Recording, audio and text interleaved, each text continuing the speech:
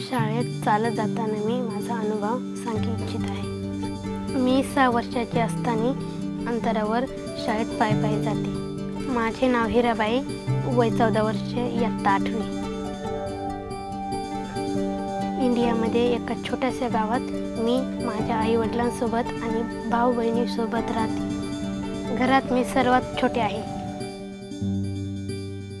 3.5 kilometre अंतरावर शाळेत पायी जाते। ज्यावेळेस मी लहान होते त्यावेळेस मी आठवड्यातून 2 दिवस शाळेत जाऊ शकत नव्हते।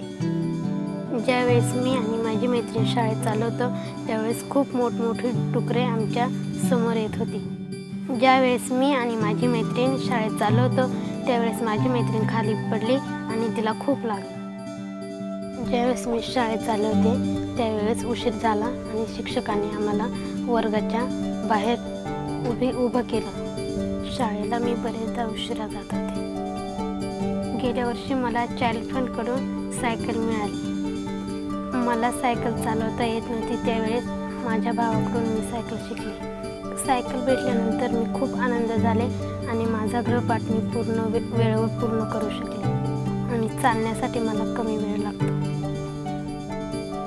माझ्या मैत्रिणींसोबत मी शाळेला सायकलवर जाते। मी शाळेला कधीही उशिरा शाळेला जात नाही।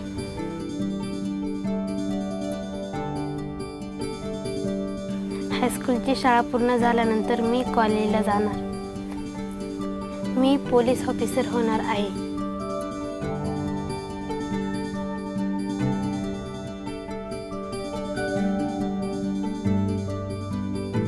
मला माझं स्वप्न साकार करायचं आहे।